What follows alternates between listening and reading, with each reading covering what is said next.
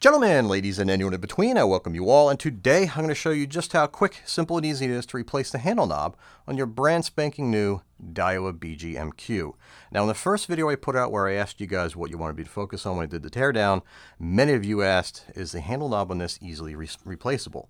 Now, what that means is, many reels on the market have a handle knob that's riveted on, meaning when you remove this little cap, you're not greeted to a screw, you're greeted to a rivet that you have to drill out. And when you drill it out, you got to drill it out from the back, because even if you take out the rivet on this side to take the handle knob off, there's nothing you can really do to put in that place. You can't drill out the stud to put a screw, yada, yada, yada. So this reel, very simple. Two-tool job, Phillips head screwdriver, size 0 is what I'm using on the size 6000, and a wire to get this little cap out. Now, there's other methods you can do. So if you have a wire, this is Malin wire, it's 0.88 millimeter diameter. You put it in here just like so. Kind of lean it back so that right angle bend is kind of gripping it, and you just give it a pop and it'll come right out. If you don't have any wire of that diameter, you can grab a pick tool, and if you're a barbarian, you can grab a fish hook. And since this is a soft rubbery type coating on this plastic knob, it's dual molded. If you go in from the side while pushing towards the center where that little hole is, with your thumb against that rubber, you can kind of pry it right out. It'll leave a little mark. You can see the little mark it left, but don't worry, it'll self-heal over time. Just don't be too rough with it, otherwise you're going to dent what's below it, and then you're going to have an ugly, mar left over. So that's the only time we need a pick tool. We're done with that. Here's my trusty, never get rusty, Weira Posi Drive size 0. You can use a size 0 Phillips. And in this well here, you can see there's a Phillips head screw. So we're going to go ahead, crack it loose. Make sure you use a lot of downward pressure, because there is thread locker applied to that screw, because they don't ever want that to loosen up on you. And then gently slide it off. Now, if you want to remove the bushings that are on your handle knob, this is the 6000 size reel. It comes with 2 bushings installed. Me personally, it's salt water.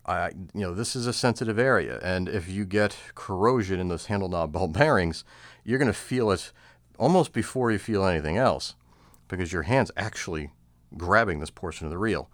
I would recommend leaving or reusing the bushings. So what I'm going to do is I'm going to take my screwdriver. I'm going to push out the bottom one. There we go. Heavily greased bushing. I'm going to go from the bottom and do the same. Get that second one out. And don't ever throw your handle knob in the garbage. So when you're done with that, put the cap back on it. Keep it in a safe place, just in case you get a lot of rash on your new replacement handle knob. If it's an EVA knob or an aluminum knob, chances are it has a metal cap. And if that gets rashed up, you might get blisters or scratches on your hand. So just keep that with you.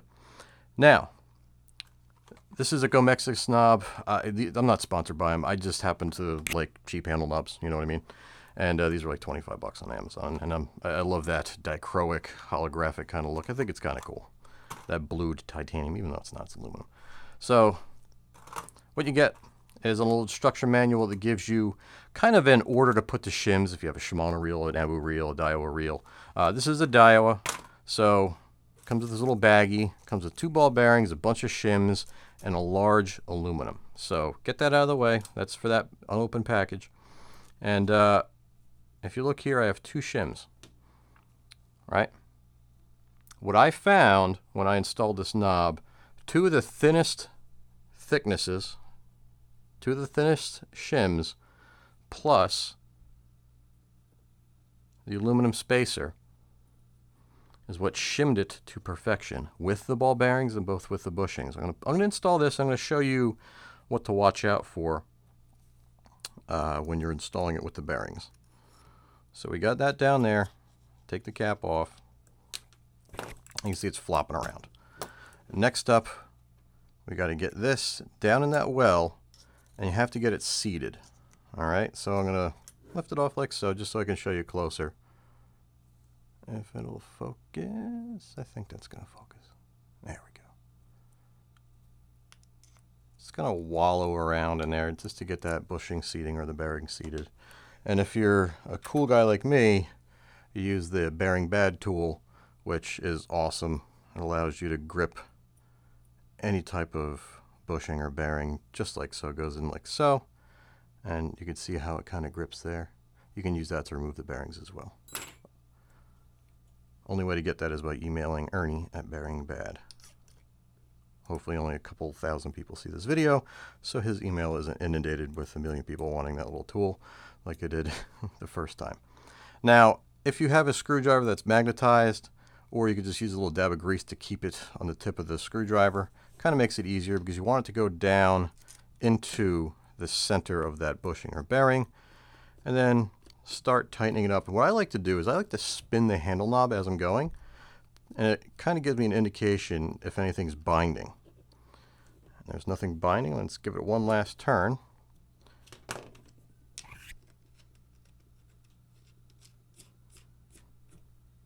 And we're done. Doesn't get any easier. So the 2 shims plus that spacing washer gives you a tolerance that's absolutely perfect. There is no in and out, and it spins freely. You don't need free spool in your handle knobs, you know what I mean? And it is as good, if not better, than what was on there in the first place. This is a new handle knob design, to me anyway, and I can definitely tell you my finger lays in nice. I'll put a link down below for the Gomexus knob. It's actually pretty nice.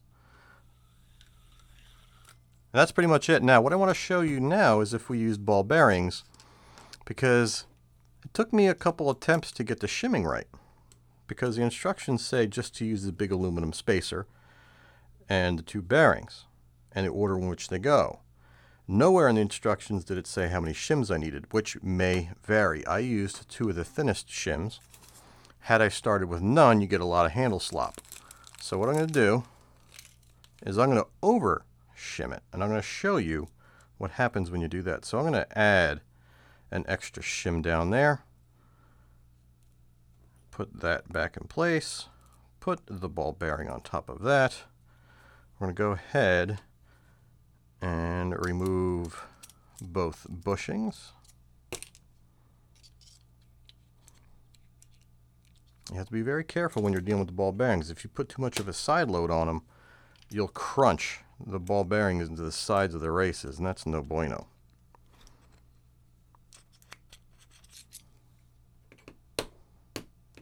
Okay, man. Oh, it came out already. The grease stuck it to my hand.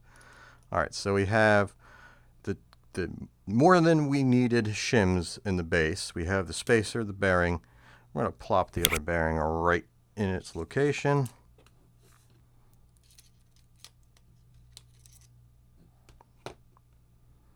And whatever. I think we're good. We just drop the screw down in there. Yeah, bingo. Go ahead and tighten it up while spinning it. I'm going to lift it to make sure that the screw is what's going to help us with the seating of it.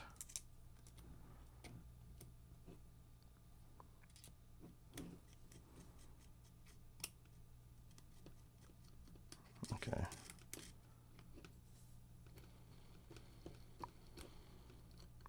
Now, as much as I like the Gomexus knobs, the bearings all aren't all that great, which it's tough to source really good ball bearings in this diameter. You can get cheap ones that'll work, but if you listen, this is what it's still loose. It's not even fully tightened. Not the best. Know what I mean? Now, see how freely it spins there?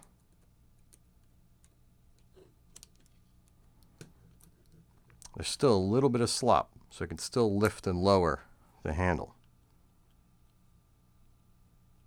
See that? So we're going to tighten it up. See how it's getting tighter and it's losing that, and now it's locking up? If I go any tighter, it's going to seize until it kind of, you know, the rotation loosens up that screw. So if you listen,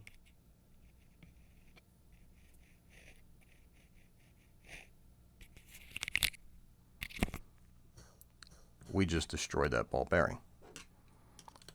So a little lesson to be learned when you're installing a handle knob is number one, you never want to go from 0 to lockup.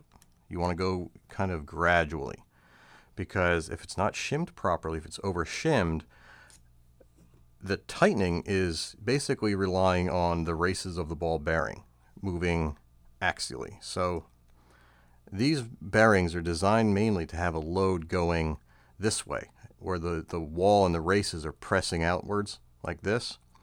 If you start putting a side load on it, yeah, you're going to do some damage to your bearings. So I figured I'd share that with you. So yeah, I guess that about covers it. And you guys should be good to go. One thing I would recommend, if you're fishing in the salt, apply a little bit of grease on the threads inside there. You can use grease on the outside, but this is the clear one, so I want to have it nice and pretty. And then put that in there, because you never want water to get down in there. Hey, if you dunk it, water can get anywhere. And you may want to grease inside as well. This is just a syringe of corrosion X grease. Great for topical applications like this. It'll prevent any corrosion from building up and then having the threads here seize, because if these threads seize, how are you going to get this off and have it look like it did here? You know what I mean?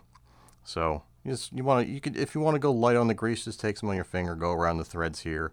You don't have to go that way, the way I did it, but I was planning on using quite a bit of grease anyway, because that's just what I'm accustomed to. Now, that about sums it up. You should be good to go, and your handle knob should be rotating very smoothly.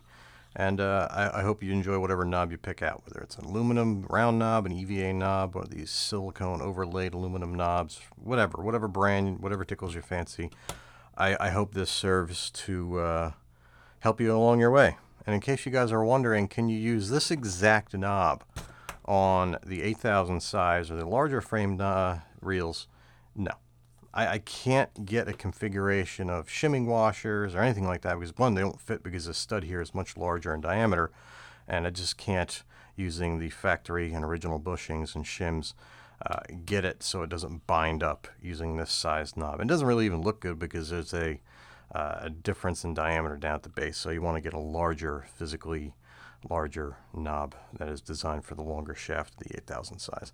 And Gomexus actually, if you're shopping Gomexus, they have kind of charts and stuff that tell you what reels that they'll work with. So yeah, that's with that being said, guys. I hope you guys enjoyed this. This is a quickie, and yeah, very simple, very easy. And I'm gonna do the Saragossa SW next, the new one, because it's the same size reel, and that's the reel I'm actually gonna be putting the most time on. So take care, guys. Tight lines, and I'll see you soon. It looks pretty dope on camera, doesn't it?